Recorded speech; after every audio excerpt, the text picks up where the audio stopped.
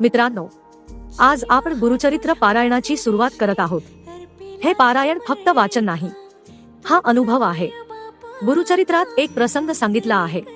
एक भक्त होता, तो रोज पारायण करायचा, पण त्याच्या मनात कायम शंका होती, खरंच याचा काही फायदा होतो का?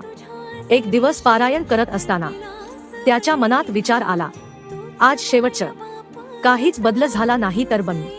पण तरीही त्याने नियम पाळले, स्वच्छ मनाने, एकही शब्द चुकवला नाही।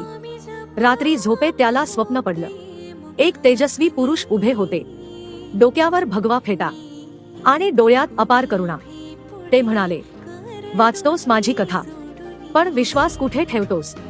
भक्त घाबरून जागा झाला, पण त्या दिवसापासून त्याच्या आयुष्यात गोष्टी बदलायला लागल्या।